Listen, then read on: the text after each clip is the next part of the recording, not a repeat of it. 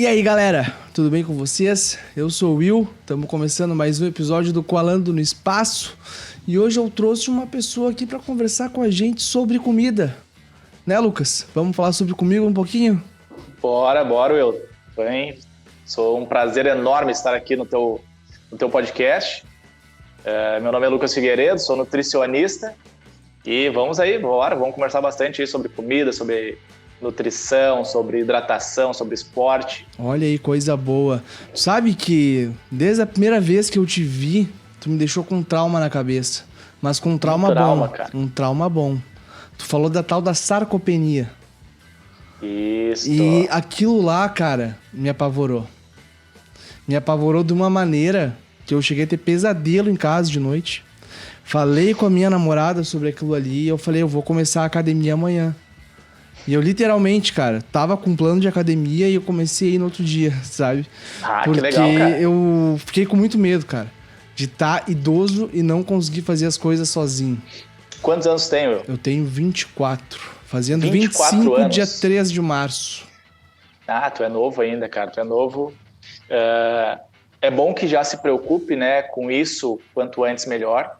Tem uma frase muito legal do Abílio Diniz, que agora até faleceu essa semana, né, infelizmente. Não sei se tu conhece o Abílio Diniz. Conheço por nome, mas não sei exatamente quem é. Abílio Diniz é um empresário, era um empresário, né, muito grande aí no Brasil, né, fundador do Pão de Açúcar, que é uma empresa ali que tem uma rede de supermercados e tudo mais. E é um cara que sempre foi muito atleta. Então ele sempre correu, fez maratonas, pedalou, enfim. E ele fazia muita palestra também. E nas palestras dele, ele sempre falava, né, que ele começou a fazer os 80 anos dele com 30 anos. Então, com 30 anos, ele começou já a projetar a velhice. Sim. E isso é muito legal, porque tu vê ele falando com 80 e poucos anos ali, um cara super saudável, um cara que faz exercício físico ativo, mentalmente, fisicamente, né, fazendo boxe, fazendo musculação. E quando a gente pensa em velhice, né, pelo menos na minha opinião, eu penso em ser um velho ativo, né, um velho com qualidade de vida, um velho fazendo as coisas que eu gosto de fazer, que eu particularmente gosto muito de atividade física, seja surfar, seja correr, seja fazer musculação, né?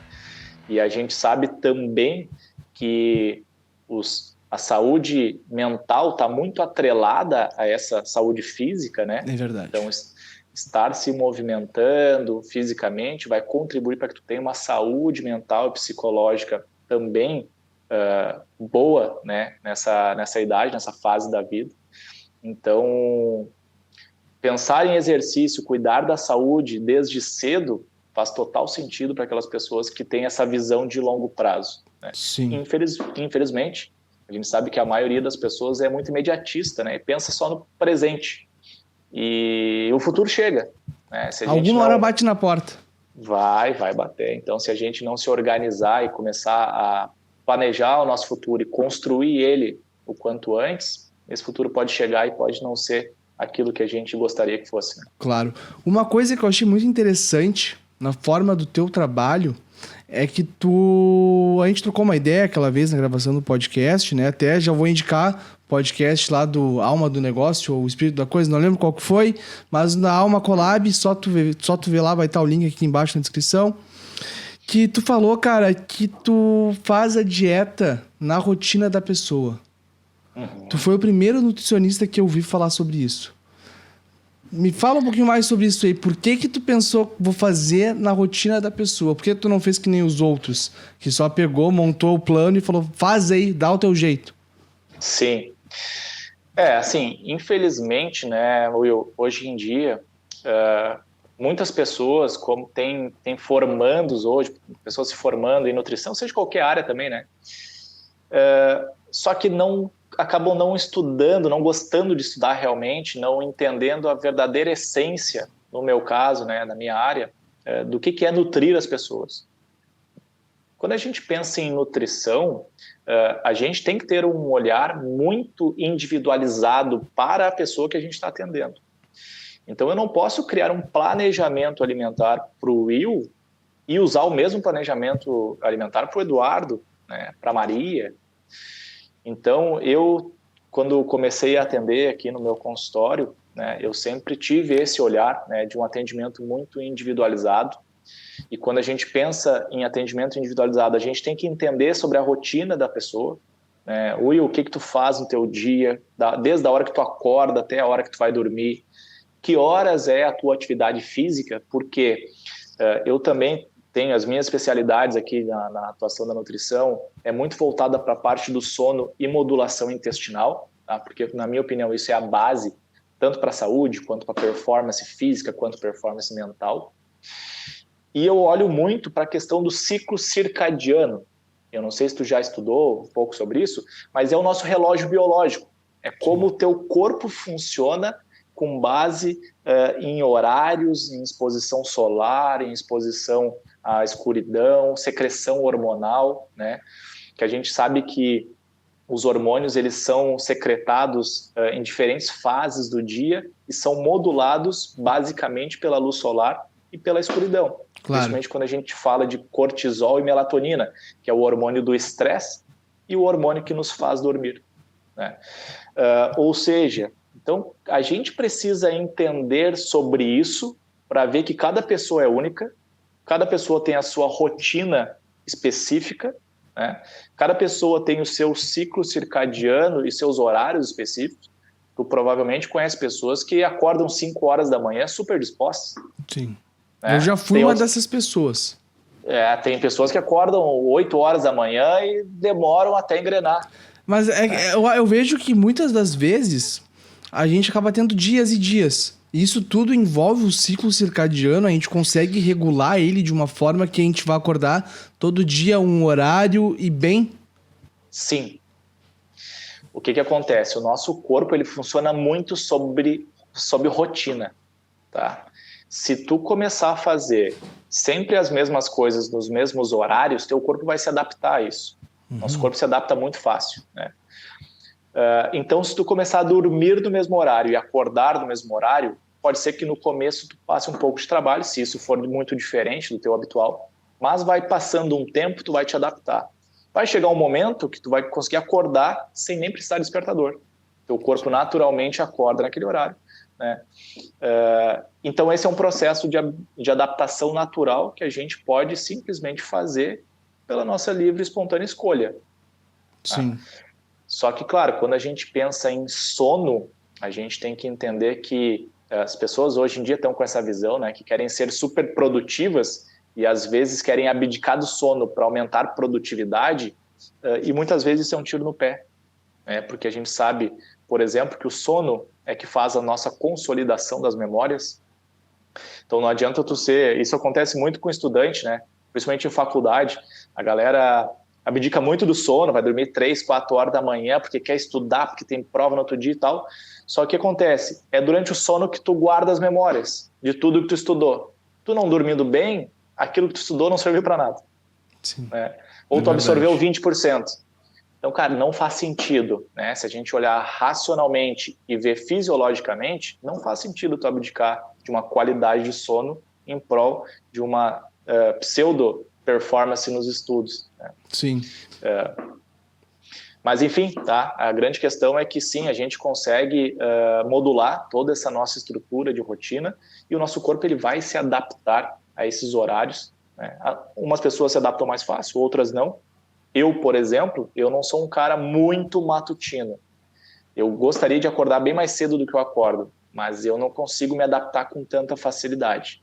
Tem outras pessoas que são super fáceis e se adaptam super fácil a um horário mais cedo, né? E isso é muito individual. Cada um, né? Cada um tem seu jeito, cada um tem a sua dieta, cada um tem a sua forma, cada um tem seu treino de academia. Já que eu falei em academia, eu quero saber de ti. Qual que é a maior vantagem da academia juntando com a tua dieta? É possível mesmo tu emagrecer com, tipo, indo na academia todos os dias, não ganhar sua massa, ficar magrinho, ficar aqui aqueles caras da TV, né? Porque eu vejo muita gente falando em dietas milagrosas. Emagreça 15 quilos em 10 dias. Não faça exercício, fique em casa. Só faça essa dieta aqui. Isso Sim. que eu fico pensando. Será que essas pessoas não sabem que é extremamente importante tu fazer algum exercício físico para tu perder peso? Assim, o que a gente tem que entender, tá? Que o emagrecimento, a base do emagrecimento, tá? Vamos falar assim, porque quando a gente fala de academia, tá? Ela tem várias variáveis. A gente pode usar a academia, musculação, por exemplo, para ganho de massa muscular, seja para emagrecimento, seja para saúde metabólica, ou pensando num idoso, que a gente estava falando de longevidade, para melhorar a densidade óssea, né? Porque a gente sabe que o exercício de força, ele não só trabalha musculatura, ele trabalha densidade óssea. Então, só voltando um pouquinho, quando a gente pensa em fazer a nossa velhice, e a musculação ela é super importante, porque ela vai te dar, primeiro, uma condição de massa muscular que vai minimizar aquele efeito que nós conversamos da sarcopenia, que é a perda natural de massa muscular com o decorrer da idade. Então, a gente minimiza isso. E a gente mantém uma boa densidade óssea. O que é o maior problema dos idosos, assim, do velho, né? Com relação à saúde, é a questão de ossos frágeis, aonde eles caem com muita facilidade e quebram, às vezes, um quadril, um fêmur. E aí o que acontece? Esse idoso fica acamado. E tu pensa assim, um idoso que já tem pouca massa muscular, fica acamado 6 meses, a chance desse cara conseguir voltar a ter uma vida normal, natural, é muito pequena. Né?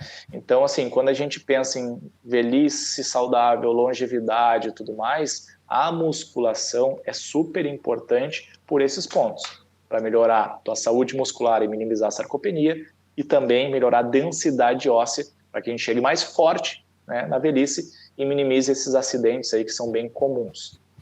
Quando a gente fala de emagrecimento, né? Então, o emagrecimento, a base dele é déficit calórico. Tá? Ou seja, comer menos calorias do que a gente gasta. É possível emagrecer sem fazer academia? Sim, é possível. Tanto que eu consigo, por exemplo, pegar um obeso acamado e fazer um déficit calórico nele e ele, consequentemente, emagrecer. Porque o nosso corpo acaba perdendo energia só de estar ligado. Isso. O nosso corpo, ele gasta calorias somente para nos manter vivo. Sim. Né? Tanto que a gente gasta mais ou menos uma média de umas 800 calorias em uma noite de sono. A gente gasta bastante calorias em 8 horas de sono dormindo também. Tá? Então, o nosso corpo gasta calorias. Vamos supor mais ou menos assim, teu metabolismo basal é quanto teu corpo gasta de calorias só para se manter vivo, deve estar em torno, vou chutar aqui, tá? Em umas 1.500 calorias. Sim. Hoje. Então, imagina que tu gasta 1.500 calorias só para sobreviver, paradinho, sem fazer nada. Sim. Então, tu precisa ingerir essas 1.500 calorias para tu conseguir sobreviver bem. Mas 1.500 calorias é diferente de 1,5 quilos. Sim, é diferente de 1,5 quilos. Né? É totalmente diferente. Ou seja, o que a gente tem que entender, tá? Então, quando a gente pensa em emagrecimento, a base dele é déficit calórico. Comer menos calorias, ingerir menos calorias do que a gente gasta. O exercício físico, ele é um facilitador do emagrecimento? Sim, porque ele, além de aumentar o teu gasto calórico, né? Então, imagina que tu é uma pessoa que gasta 1.500 para ficar paradinha. Se tu faz um exercício, tu já gasta 2.000. Sim. Então, tu aumenta esse gasto energético e se tu comer a mesma quantidade, tu cria um déficit calórico, né? E esse déficit calórico vai gerar emagrecimento. Além disso, dependendo do tipo do exercício, a gente consegue promover uma melhora de metabolismo, né? Mitocondrial, fazer as mitocôndrias, usar o carboidrato da refeição como fonte energética com mais eficiência, né? E, consequentemente, nosso corpo produz, né, mais energia de uma forma mais eficiente e gasta mais energia. A gente pode dizer que seria uma química, digamos assim? Assim, não é química, é a fisiologia. Fisiologia. Tá? Isso. Então, é um processo fisiológico, né? Então, assim, outro ponto. A massa muscular, ela tem um gasto calórico mais elevado do que gordura, por exemplo, do que outras partes do corpo.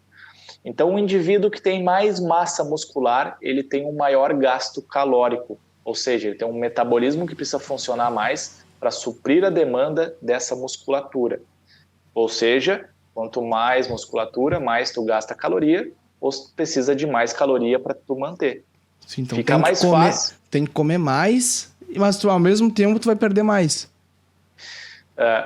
Tu vai perder mais se tu fizer um déficit calórico maior. Tá, te entendi. O que eu tô querendo dizer? Para emagrecimento, tá? Pensando em emagrecimento.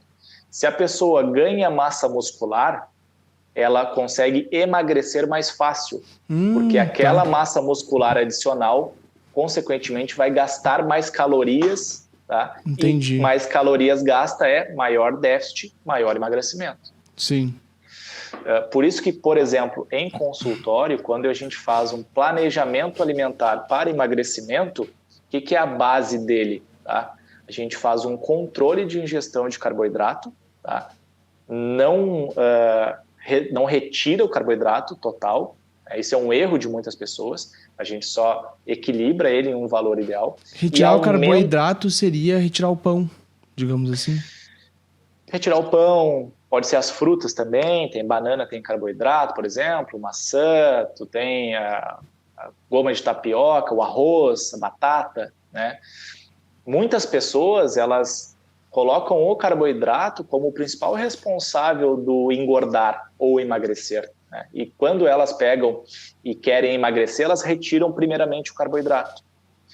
Só que agora eu vou te dar uma informação que poucas pessoas sabem, tá? Sobre emagrecimento e carboidrato, que a mulherada faz muito.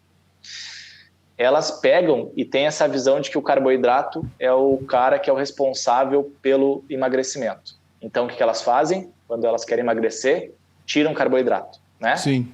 Comem salada e proteína. O que acontece nesse momento? O nosso corpo, a quantidade de água que a gente tem corporal, ela é vinculada à quantidade de carboidrato que a gente tem. Se tu tira carboidrato, o nosso corpo bota a água para fora para equilibrar. Ou seja, tu tirou carboidrato, saiu água, perdeu o peso de balança. A mulherada vai lá o quê? Se pesa na balança, diminuiu 2, 3 quilos. Ficam felizes. Ela emagreceu? Não. Ela só perdeu água. A hora que ela voltar a comer o carboidrato, o corpo vai fazer o quê? Botar de novo essa água para dentro, tu ficou igual como estava. Mas não é capaz disso acabar aumentando o teu peso também? Se tu aumentar a quantidade de carboidrato, né, o teu corpo pode reter um pouco mais de líquido, consequentemente, para fazer essa homeostase, né, para organizar esse equilíbrio ali entre carboidrato e água, com certeza. E promover mais, né, que o carboidrato ele tem um papel fundamental também para a musculatura, né, que é a questão do glicogênio. O glicogênio é a nossa principal fonte energética para a musculatura e também para exercícios aeróbicos, né? Principalmente de alta intensidade. Quando tu pensa em corredores, por exemplo, a gente tem um limite ali de exercício que vai de moderado para alta intensidade. Quando a gente passa para alta intensidade, a gente não usa mais gordura como fonte energética. A gente usa só esse glicogênio, que é esse carboidrato estocado, como fonte energética. Então, se a pessoa, por exemplo, quer fazer um exercício eficiente para emagrecimento, que use a gordura como fonte energética, exercícios de média a baixa intensidade são mais indicados. Entendi. Entende? Porque esses exercícios, eles conseguem utilizar mais a gordura como fonte energética do que o glicogênio. Quando tu aumenta a intensidade, comecei a correr muito mais, o teu corpo para de usar gordura e já vai para o estoque de glicogênio. Claro. Uma coisa também que eu fico na dúvida, que eu vejo muita gente falando e tomando, são os tais de suplementos alimentares. Como já diz o nome, é um suplemento. Ele está te auxiliando a tu compor aquilo que tu não está produzindo tanto, né? Mas o que eu vejo é uma galera indo na academia uma semana já tomando whey, botando whey para dentro do corpo. Isso é bom ou é ruim? Porque eu vejo gente dizendo que é ruim e gente dizendo que é bom. E a gente nunca sabe o que é de verdade, o que é o fato disso, Sim. né? A gente tem que entender que, como tu falou, tá, o suplemento ele é um cara que supre uma necessidade que através da alimentação tu não conseguiu suprir, tá? Falando do whey protein especificamente, o whey protein é a proteína do soro do leite, tá? Em pó. Ou seja, uma proteína de alto valor biológico, de rápida absorção, que eu até uso bastante em consultório em determinadas ocasiões e especificidades. Só que a gente tem que entender que não é porque tu começou a academia ou que tu faz qualquer exercício físico que tu precisa de whey protein. Tudo vai depender do teu contexto alimentar total. Sim. Porque ele só é um tipo de proteína que tu pode usar na tua dieta. Mas se tu usa frango, se tu usa atum, se tu usa carne, se tu usa ovo, se tu usa várias outras coisas, às vezes não tem necessidade de tu usar whey protein. Sim. Muitas pessoas acham, por exemplo, que tu tem que sair do treino e já tomar o whey protein, que isso vai ajudar a tu construir mais massa muscular. Mas hoje a literatura já evidencia que não tem necessidade. A janela anabólica, ela é longa, de umas 4 horas, por exemplo. Sim. Então tu pode tranquilamente chegar em casa, fazer tua janta, comer teu franguinho e tal, ali, tua carne, e tá tudo certo. Tá? Mas claro que a gente tem aquele efeito placebo, né? Aquele efeito que a galera quer ter psicológico, de que tomei uma coisa, parece que eu já cresci um pouco. Né? É muito engraçado, cara. Porque eu vejo colegas, meus amigos, falando que, cara, pra crescer tem que tomar whey, tem que tomar não sei o quê, tem que fazer não sei o quê. Eu fico, mano, eu tenho que ver como é que tá o meu corpo antes de tomar alguma coisa, né? Ô Will, sabe que eu vou te dizer que esse aí é um dos maiores erros do pessoal que quer hipertrofia. Sabe por quê? A proteína, ela tem um custo metabólico para ser absorvido. Tá? De 100% da proteína que tu ingere, 30% ela gasta dela mesmo para conseguir absorver ela mesma. Sim. Então tu absorve 70%. Quando a gente quer ganhar massa muscular, quer crescer, né? O que a gente tem que fazer? Superávit calórico, tem que sobrar calorias. Lembra que a gente falou de emagrecimento que é um déficit? Sim, tem que faltar. Para ganhar massa muscular tem que sobrar. Ou seja, se eu gasto 2.000 calorias, vamos contar o Will lá, que é 1.500 de basal mais 500 de exercício, 2.000 calorias. Eu quero construir massa muscular, eu vou fazer um plano alimentar com 2.500, por exemplo, tá? Só que se eu botar muita proteína, mais do que o ideal, tu vai ter um gasto de 30% dessa proteína para conseguir metabolizar ela mesmo. Então, aquele superávit calórico que era para sobrar, ele não sobra muito, porque ele gastou os 30%. Sim. Por isso que, quando a gente pensa em hipertrofia, a gente até, muitas vezes, reduz um pouco a ingestão proteica. Varia ali entre 1,6 a 2 gramas por quilo de peso. Sim. Tá? E a gente aumenta basicamente carboidrato. Porque o carboidrato não tem esse custo metabólico. Entendi. E aí eu gero essa sobra calórica, e se tu tiver um treino bom, que dê o estímulo necessário, a gente consegue ter uma hipertrofia. E tudo isso tu consegue fazer com profissionais, né? Não tu ir na internet, achar qualquer exercício, ver o Ciban puxando um monte de peso e tu achar, eu sou o Ciban agora. Não, peraí, vamos com calma, né? Vamos com calma. Eu vou te dizer que esse foi um dos meus erros, assim, cara, durante muitos anos. Eu sempre achei que sozinho eu conseguiria treinar e aprender, e eu sempre fui um pouco assim autodidata, né? Muito YouTube, ia lá e aprendia sobre os treinos, exercício. Eu sempre fui um cara que gostei muito de ir lá, quando eu tinha que fazer determinado exercício, eu estudava sobre a parte metabólica daquele exercício, biomecânica, né, para entender o porquê. Só que a gente tem que entender que um personal, né, quando a gente fala da parte de treinamento, ele sabe muito, muito mais sobre variáveis e contexto do que a gente simplesmente estudando sozinho. Claro.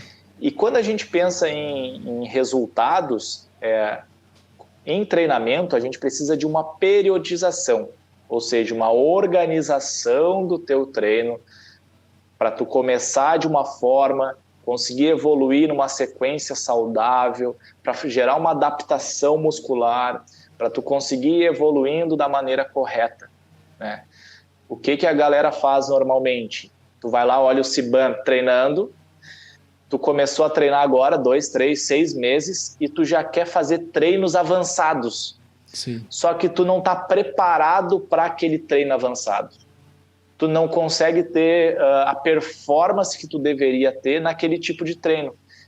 Então, assim, às vezes a gente peca por achar que está fazendo o melhor, tá? E muitas pessoas não valorizam, né, esse profissional que é o personal, que é um cara que tem o conhecimento necessário para fazer algo muito importante, que é encurtar o caminho. Sim, assim como o nutricionista também tem esse papel, Exatamente. Né? Não adianta eu pegar aí na internet, botar no chat GPT e me dê uma dieta para perder 10 quilos de uma semana. Não tem como. Exatamente. O nutricionista também é a mesma situação, né? A gente deveria, por exemplo, saber se alimentar sozinho e tudo mais, mas como a gente tem muita oferta de alimentos hoje em dia, industrializados, né? A gente sofre muita influência desse mercado comercial, né? Que não quer nos vender saúde, eles querem nos vender produtos e que, independente se gere saúde ou não, ele quer nos vender. Mas vamos dizer sério assim, ó, de cantinho, é bom, né? É bom. Cara, dependendo do produto, sim, tá? Mas tem muitos que não também. Tem muitos que não são nada e é bom. só uma questão comercial, assim, tudo Sim. mais. E isso que é o legal da parte nutricional, né? É a gente reaprender a gostar daquilo que é a base. Claro. Né, cara? Porque a gente começa, às vezes, desde a infância, né? Eu sou um cara, por exemplo, sou mais velho que tu.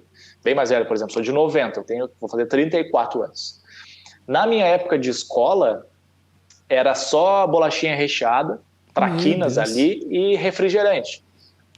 Por quê? Porque lá na década de 90, cara, anos 2000, por exemplo, cara, não tinha celular, não tinha acesso à internet, a gente não tinha informação. Sim. Tu não sabia nada de saúde e tudo mais, né? Então era compreensível que a gente tivesse uma alimentação, né, ruim, dada a falta de informação. Claro. Mas hoje, né, todo mundo tem telefone, criança tem telefone com 2, 3 anos de idade, né? A gente já tem acesso a muitas informações. Não faz mais sentido, muitas vezes, a gente se expor a alimentos que não vão promover saúde para a gente, né? Porque, na verdade, é assim, né? A gente tem que escolher na vida qual o mal que vai fazer para a nossa saúde. Sim. Tem gente que fuma, tem gente que bebe, tem gente que usa medicamento, tem gente que come industrializado. A gente sempre vai estar fazendo alguma coisinha, tá? Sim. O que é a minha visão? Cara, quanto mais tu minimizar essas coisinhas, melhor vai ser. Sim. Tu vai ter uma vida 100% saudável? Dificilmente. Tá? Mas tu pode ter uma vida o mais saudável possível dentro do teu contexto, do teu círculo social. Claro, claro. Sabe, eu me enrolei. Vou me usar de exemplo aqui, tá? Eu gosto de tomar uma cerveja, tomar uma cachaça, tomar um whisky, só que eu tenho diminuído com isso. Porque a minha rotina acabou me deixando sem vontade disso aí. Porque se eu vou na academia, eu não quero ficar me sentindo bêbado, digamos assim, na academia. Entendeu? Então eu prefiro não beber nada e ir pra academia antes de dormir, que eu sei que eu vou ter uma boa noite de sono. Sabe? Então a minha ingestão de bebida alcoólica diminuiu muito desde que eu comecei todo dia na academia. Will, é muito uma questão, tá? E isso aí tudo eu converso em consulta também, de prioridades na nossa vida, né? Claro. Eu já tive fases da minha vida que eu bebi muito, muito mais do que eu bebo hoje. Hoje eu bebo muito esporadicamente, mas muito em função disso. A gente começa a botar algumas prioridades na vida. Eu quero, por exemplo, ter performance mental, né? Tu provavelmente é um cara que tem vários projetos paralelos, Sim. Faz um monte de coisa aqui. Se tu ficar bebendo com muita frequência, isso vai afetar a tua produtividade. Muito. Quando o cara começa a fazer academia, né, e entende e quer ter resultado, o que tu começa a perceber? Bom, se eu tomar um tragão na noite anterior, ou às vezes nem um tragão, beber um pouco a mais que afete meu sono, no outro dia eu já não tenho uma performance no treino. E aí vai afetar a minha semana toda, às vezes. Então eu penso muito isso sobre quando eu vou beber, ou quando eu quero beber. Tipo, tá, amanhã eu vou correr 7 horas da manhã. Cara, não tem como eu beber hoje. Cara, eu pensei exatamente isso ontem, cara. Sabe, eu vou ter um treino de 10 quilômetros às 7 da manhã. Se eu beber hoje, eu me acabo amanhã. Eu vou sofrer demais. Então eu prefiro não beber, porque não é a minha prioridade. A minha prioridade é os 10 quilômetros no outro dia e tudo certo. Mas vai ter dias que a minha prioridade vai ser assim, não, amanhã é domingo, eu, cara, tranquilaço, não tenho nada combinado, não vou treinar de manhã e hoje à noite a gente vai fazer uma janta aqui em casa e eu vou tomar um vinho. Cara, tudo certo. Sim. Só que tu começa a organizar melhor a tua rotina. Tu não é mais levado na impulsividade. Cara, isso é muito louco. Quando a gente se dá conta que a gente tem esse controle sobre nós mesmos, tudo muda. Tudo muda. Eu acho isso muito legal, tá? Também. Vou te dizer que assim, eu falo isso para os meus pacientes aqui, com doce, por exemplo. Eu sou um cara que tem um controle muito grande sobre doce, não é uma coisa que me chama muita atenção. Mas porque eu trabalhei muito isso em mim, e muito um controle mental. Antigamente, eu trabalhava numa outra empresa, quando eu era mais novo, e às vezes eu ganhava um chocolate, assim, ia lá o pessoal, aqui é o chocolate. Eu pegava aquele chocolate e botava na frente na frente do meu monitor, assim, deixava ele ali um mês. Todos os dias, eu ia trabalhar e olhava para ele. Porque eu queria fortalecer o meu mental para que eu comesse o chocolate na hora que eu tivesse a racionalidade que eu quisesse. Agora eu vou comer o chocolate. Não é pelo emocional, não é pela impulsividade, é trazer o racional para a tua alimentação. Interessante. Então, eu não sei se tu viu, foi muito legal até um vídeo do Marcos Mion, que ele postou ontem ou ontem. Não, acho que não vi. Ele está fazendo um trabalho, acho que um filme, que ele precisou fazer uma preparação de hipertrofia e redução de gordura. Uhum. Então ele tá super seco. Cara, tá definidaço, assim, com 40 e poucos anos, quase 50. Sim. E o que ele tava falando ali no vídeo? Que ele tá com um prato de manga. E ele tá dizendo assim, cara, depois de 4 meses, se eu não me engano, eu vou comer a manga, que é a coisa que eu mais queria comer desde sempre. Meu Deus. E aí entra uma questão muito interessante, porque ele falou o seguinte, ele poderia ter comido a manga em qualquer momento da preparação, que não ia interferir em nada. Mas o que ele fez? Ele construiu uma mentalidade forte. Porque se ele comesse a manga, ele ia ter um gatilho de que ele podia sair fora do planejado. E muitas vezes tu saindo fora, seja por uma coisa que teoricamente não impacta, tu começa a abrir brechas para te buscar outras coisas. Sim.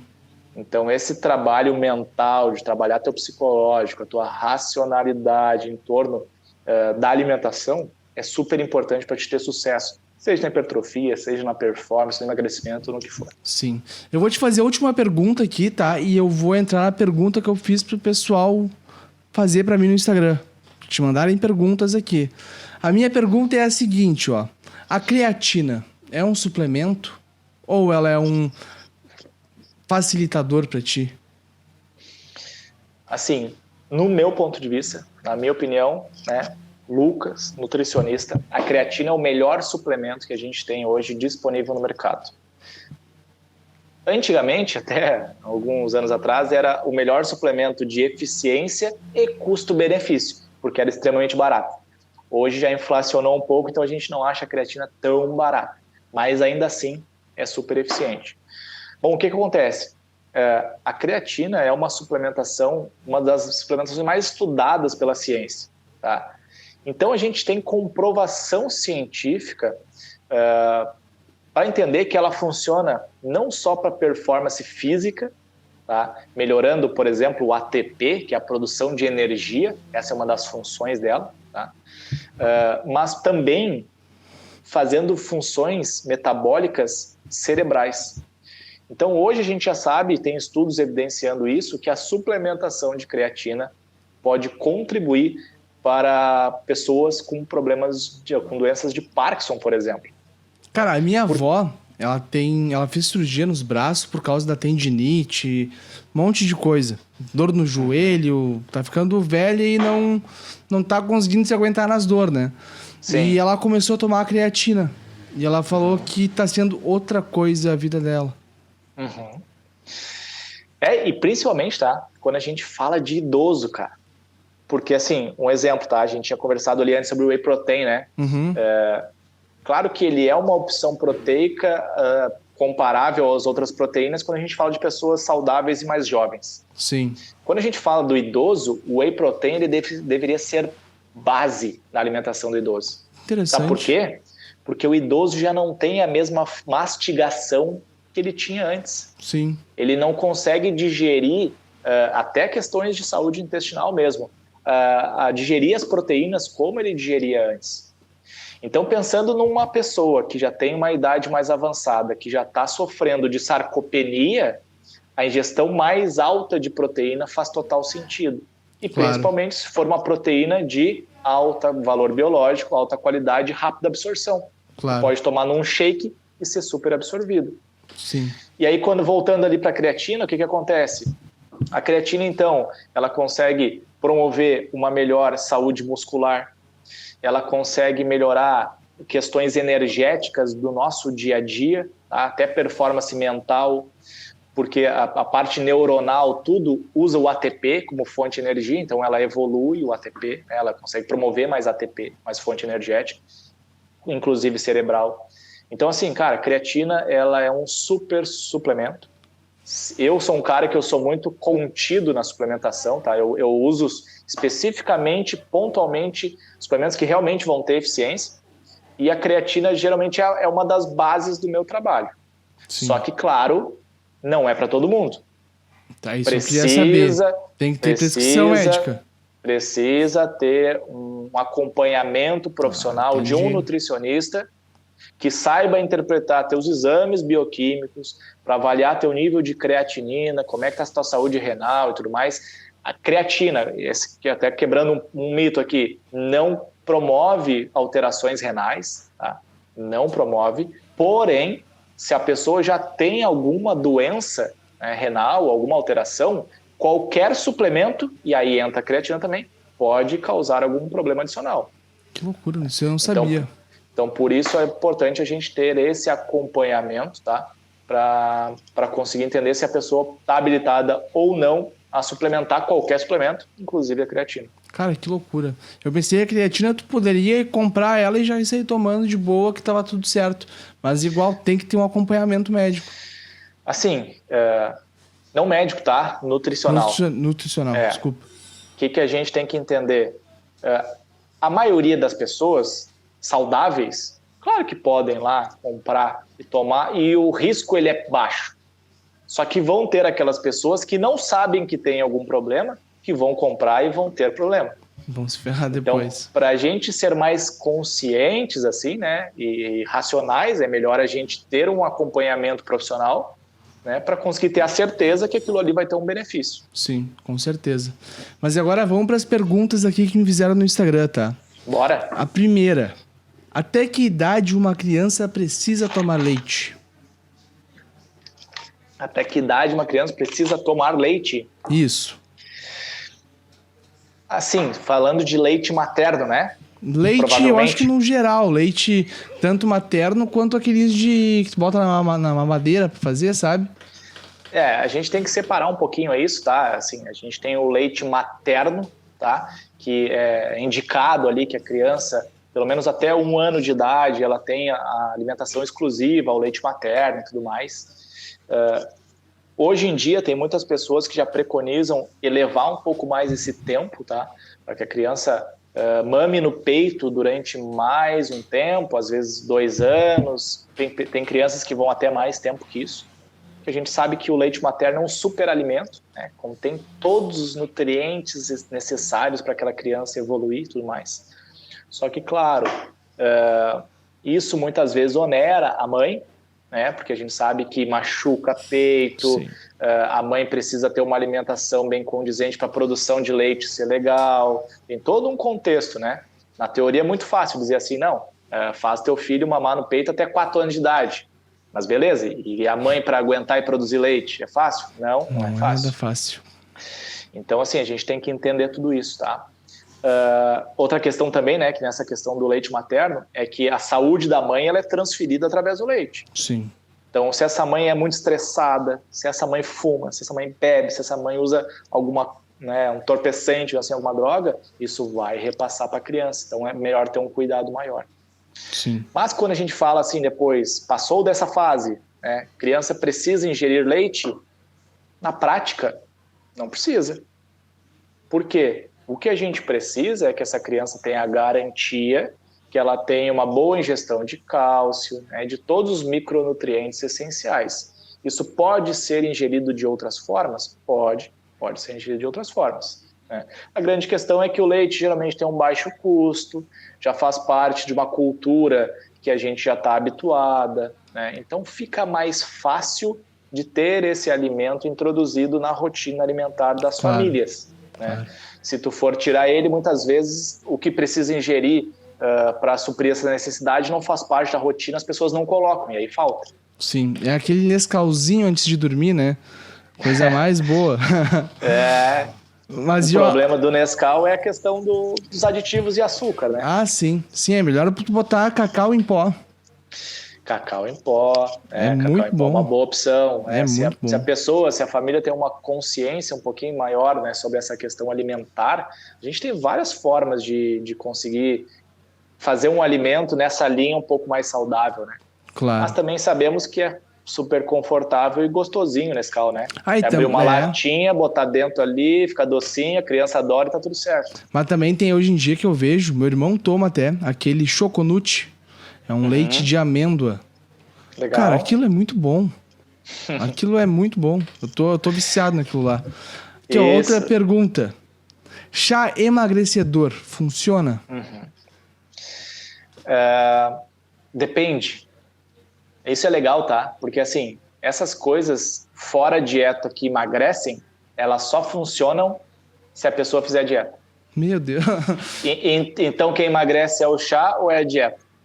Eu acho que é a dieta, não o chá. Cara, não existe chá que sozinho, tu seguindo o teu modelo de alimentação normal, seja ela normocalórica ou com superávit calórico, que vai emagrecer. Não existe, tá? Sim. O que emagrece é déficit calórico. O que as pessoas fazem, principalmente quem vende chá, é te dizer assim, toma esse chá, mas controla um pouco a tua alimentação. Porque se tu não controlar a alimentação, o resultado não vai ser bom. Tu vai engordar. Controla a alimentação, já ia emagrecer de qualquer forma. Claro. Toma água, controlando a alimentação, tu vai emagrecer. Né? Então, assim... Mas também temos que entender que tem vários chás, e eu sou um fã, eu prescrevo fitoterápicos e chás aqui, que são super funcionais. Tá? Às vezes não diretamente para emagrecimento, mas tu consegue promover, por exemplo, uma melhora de saúde intestinal, eu tenho vários chás, um protocolo de chá aqui que é para modulação do sono. E se tu dormir bem, consequentemente tu emagrece mais fácil. Sim, com certeza. Então, o chá emagrece? Cara, pode dizer que indiretamente. Sim. Se tiver dormindo bem, com um déficit calórico, tem mais chances de tu emagrecer. É aquele efeito placebo que tu comentou, né? Sim, muito. Muitos suplementos, muitos chás, muitos produtos, eles fazem esse efeito, né? Que a pessoa tomar, se sentir que está gerando algum resultado. Na prática, muitas vezes não. Tomou e emagreci 10 quilos. E agora, a última pergunta que eu vou te fazer. Me fizeram aqui, ó. Cadê aqui? Como melhorar a salada e ficar comestível?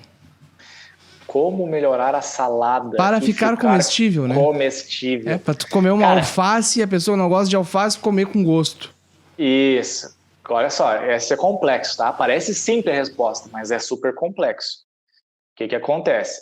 Se para essa pessoa a salada não é comestível, é sinal que ela não tem o paladar adaptado ainda para aquele alimento.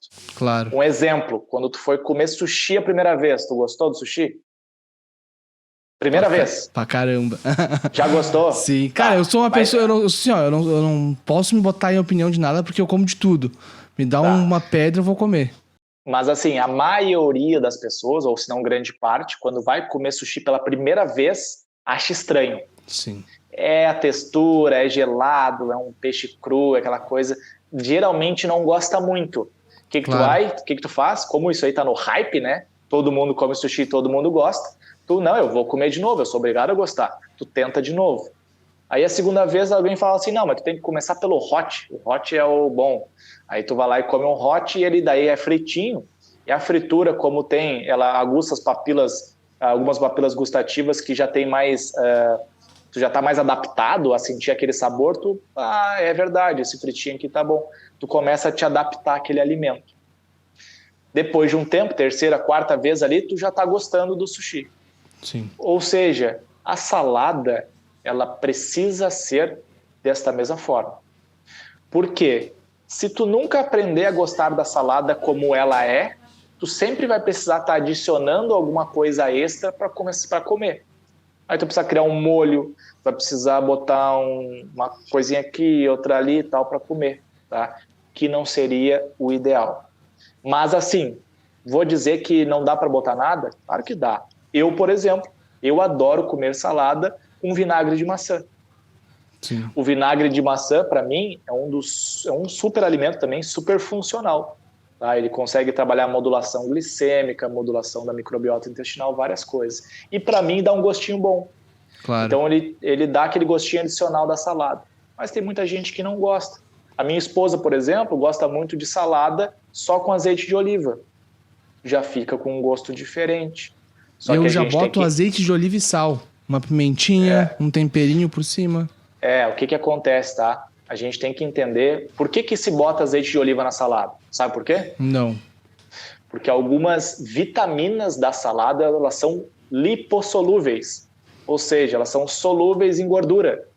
Então, quando tu come a salada junto com a gordura, tu absorve aquela proteína, aquela vitamina de uma forma mais eficiente. Que legal. Por isso que os nutricionistas recomendam tu botar um azeitezinho junto com a salada. Para isso. Nós temos vitaminas hidrossolúveis, solúveis em água, e lipossolúveis, solúveis em gordura. Sim. Tá? Só para contextualizar. Ali em casa, por exemplo, uma coisa que eu faço, aqui já vai uma dica, que fica muito bom na salada, que a gente, hoje em dia, lá come quase todos os dias salada assim. Prepara a saladinha, pepino japonês, eu adoro pepino japonês, cenourinha e tal ali. O que a gente faz? Gergelim. Cara, gergelim torrado, tu pega o gergelim, bota na frigideira, só ele, fogo bem baixo para não queimar, deixa ele torrar, ele é branco, né? Ele vai virar torradinho assim, e tu pega e larga por cima da salada um pouquinho. Deu água na boca. Cara do céu, tu não tem noção o que é bom. Tá Tu gosta do sunomono lá do sushi? Muito, muito. Cara, eu gosto de tudo mesmo. Eu sou um cara que gosta de tudo. Então, assim, essa salada, tá? Onde tu vai botar ali, seja um gergelim, tu vai botar ali um vinagrezinho de maçã, seja um pouquinho de sal, tu vai conseguir fazer uma salada um pouquinho mais palatável e facilitar um pouquinho o processo de adesão. Sim. Mas, de novo, tá? A gente precisa aprender a gostar da salada. Não é porque a gente pode botar um monte de tempero, um monte de coisa, que tu nunca vai gostar da salada. Porque tu vai ser dependente do tempero. Sim. E vou quando dar um exemplo. Não vai comer. Eu só como salada, eu sempre como salada quando tem com vinagre de maçã. Acabou o vinagre de maçã faz 4 dias lá em casa. E eu não consegui no mercado. Se eu dependesse só do vinagre de maçã para comer minha salada, eu não ia comer salada. Sim. O que eu fiz? Cara, achei um limão lá, peguei o limãozinho, limãozinho por cima. Perfeito, cara. Bom demais também. Já deu o gosto que tu queria. Já deu o gosto, já deu um pouco mais intenso aquele gosto e tal. Cara, perfeito. Então, assim, não dá para te depender exclusivamente de algo terceiro. Se não tivesse o limão, eu ia fazer a salada, ia comer igual, assim como eu já fiz várias vezes. Mas claro que quando tem é melhor, né? Facilita um pouco mais. Mas a gente tem que entender isso, tá? Podemos botar várias coisas na salada, fazer ela bonitinha, temperinho e tudo mais, sim. Mas a gente tem que aprender a gostar da salada. Claro. Aprender a trazer esse teu paladar a esse aprendizado, que depois que tu aprender a gostar da salada, tua vida se transforma. Porque tu olha a salada de outra forma, entendeu? Como uma coisa prioritária na tua refeição. É verdade. Uma coisa que eu tenho feito ultimamente é colocar abacate junto com a salada, que foi uma coisa que a gente não conversou sobre os benefícios do abacate na nossa vida, né? Sim. Cara, só complementando um pouquinho essa questão da salada, que eu acho que é super importante, existe um estudo científico, até publiquei no meu Instagram um vídeo sobre isso já faz um tempinho, que é a questão do vegetal first, ou seja, vegetal primeiro.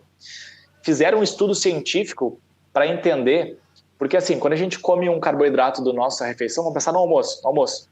Esse carboidrato, ele eleva o açúcar do sangue, né? Pós-refeição.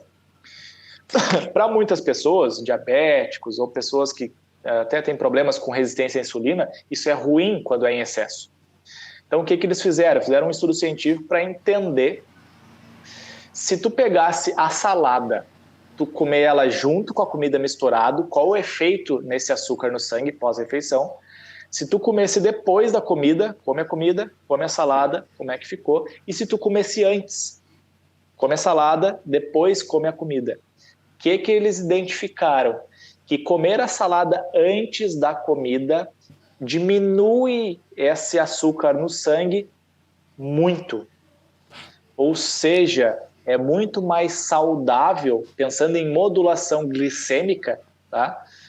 Tu comer a salada antes, porque essa salada ela é rica em fibras. Essas fibras diminuem o impacto do carboidrato e, consequentemente, diminui a glicemia pós-refeição.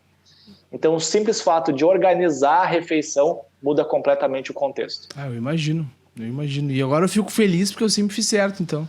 Sempre faço um pratão de salada antes e depois eu venho com o resto. Perfeito, top, tá super certo. Coisa boa. Mas, Lucas, vamos para a nossa reta final agora. Eu quero saber as tuas redes sociais, para o pessoal que está nos ouvindo aqui te seguir e também fazer uma consulta contigo, né? Boa, perfeito. Para me seguir, eu uso basicamente o Instagram, até compartilho algumas coisas no Facebook, mas minha principal mídia hoje é o Instagram. Meu Instagram é @NUTR, de Nutri, sem o I, .Lucas. Simples, fácil. Lá eu compartilho, tento trazer, mastigado, essas atualizações científicas, mais recentes. Então eu estou sempre procurando criar alguns reels, alguns vídeos desses estudos científicos, que são lançados, tentando trazer isso de uma forma mais simplificada para que as pessoas entendam, e consequentemente a gente aumente esse nosso conhecimento sobre alimentação e tudo mais e passe a se alimentar melhor e ter mais saúde. Pô, com certeza. Saúde em primeiro lugar, sempre, né? Com certeza, sempre. É a base. Com certeza. Muito obrigado por ter aceitado participar aqui do meu podcast. Fiquei muito feliz em conversar contigo. E para tu que tá nos ouvindo, vai seguir ele lá no Instagram. Ele posta muita coisa legal mesmo. E também marca uma consulta com ele, vai fazer a tua dieta e vai pra academia também, gurizada. Não ficar parado, tá bom? Corpo em movimento sempre, que nem diz a minha personal. Então, se cuidem. Um beijo, até uma próxima e tchau. Show, William. Só para finalizar, tem uma frase que eu gosto muito, tá? Que é: corpo fraco não sustenta espírito forte. Então, tu é uma pessoa que tem espírito forte, não tem por que tu ter um corpo fraco. Então, bora treinar, bora comer bem, que a saúde é nosso principal bem. Olha aí. Até mais. Beijo, falou!